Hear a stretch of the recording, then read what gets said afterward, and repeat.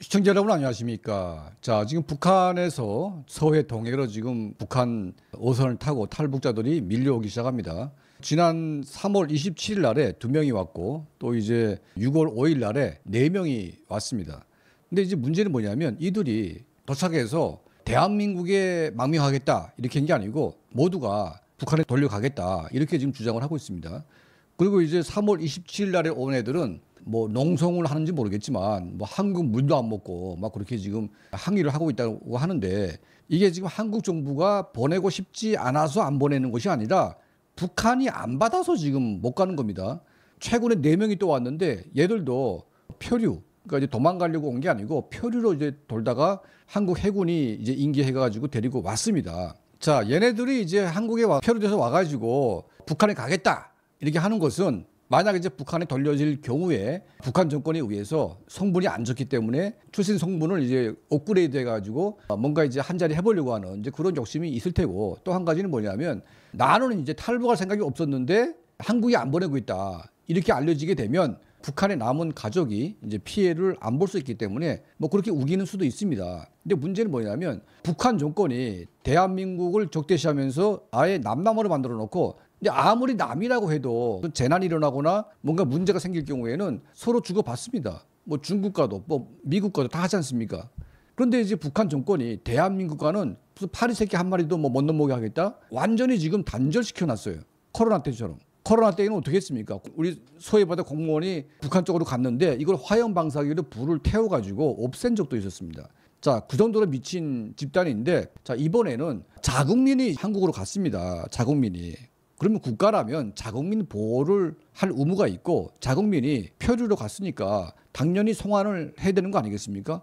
그런데 우리 대한민국 정부가 북한 정권에다가 자, 이들이 가겠다고 하니까 보내줄게. 근데 북한이 아예 그냥 아무 소리도 안 하고 있습니다. 아무 소리도 안 하고 있어요. 자, 이거는 뭡니까 도대체? 완전히 북한 정권이 뭔가 지금 이상 징후를 보이고 있고 김정은이 정신줄을 놓은 게 아닌가. 자, 이런 생각이 듭니다.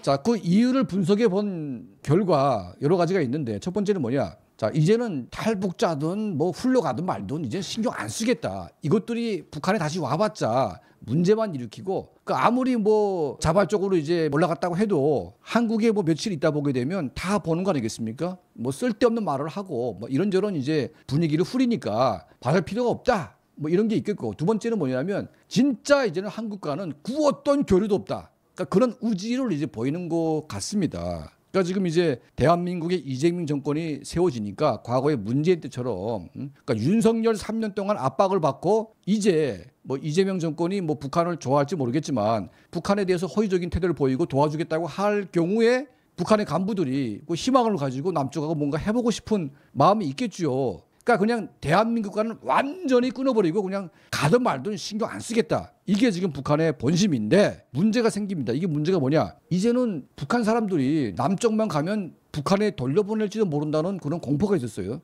특히 문재인 정권, 좌파 정권만 되게 되면 계속 강제 복속 논란이 생기기도 하고, 심지어는 바다에서 NLL을 넘어오는 순간 한국 해군이 그냥 밀어가지고 북한에 보내면 북한에 받아갔습니다. 근데 이제는 북한 해군이 일체 한국 해군과 마주서지도 않고 대화도 안 하고 있으니까 일단 NLL을 넘어오게 되면 한국 해군이 무조건 데리고 한국으로 와야 됩니다. 그럼 북한에 못 가요. 자, 이런 소문이 북한 내부에 쫙 퍼지게 되면 대량 탈북이 가능해진다는 겁니다. 대량 탈북.